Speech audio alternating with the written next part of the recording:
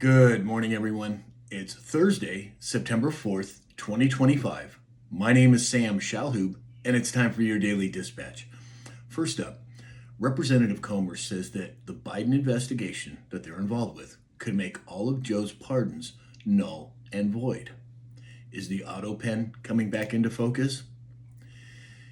According to Zero Hedge, U.S. tariffs topped $31 billion in August, a new record high. And there are estimates that it could go as high as a half a trillion or even $1 trillion.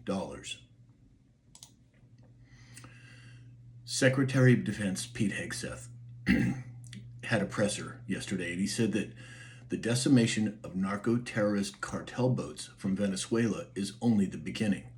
He further went on to say that President Trump is willing to go on offense in ways that others have not been, and to send the clear signal to the cartels and others emanating from Venezuela. We're not going to allow this kind of activity. You're poisoning our people. FBI Director Kash Patel revealed that under Operation Restore Justice, a staggering 4,000 child victims have been rescued and 1,600 child predators arrested. Patel further went on to say no predator is out of reach and no child will be forgotten. Several news sources have reported the Surgeon General of Florida just announced, this is yesterday, all vaccine mandates in Florida will be ended. Not just C19, all vaccine mandates. This is something that I have been working on since the mid-'80s, and I, for one, am glad to see it. President Trump says tariffs has a good chance to completely end federal income tax. And during that speech, he talked about 1913 and how we were a tariff-based economy prior to the creation of the Federal Reserve. There's been a whole bunch of talk about Epstein list, supposed list of the victims and what have you. Well, the Epstein victims came out yesterday, and they are compiling a list of people who were regularly in the Epstein world. Buckle up. I think it's going to get a heck of a lot more bumpy.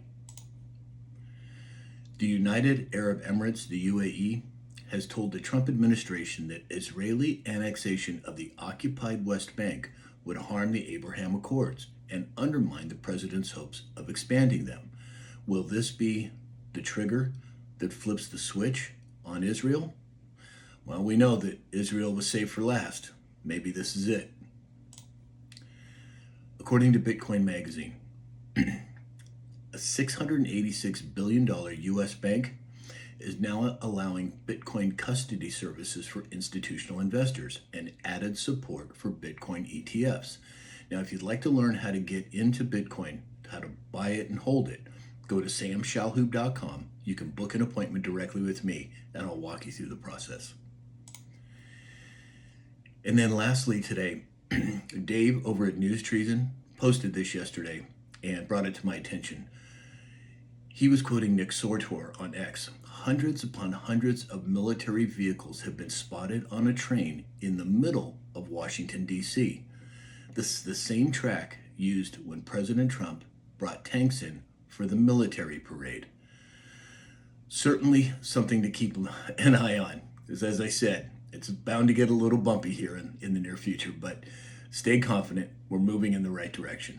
So that's all we have for today.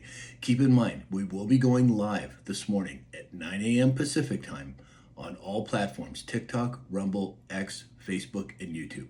Hope you can join us. And in the meantime, I hope you have a great day, and we'll talk again soon.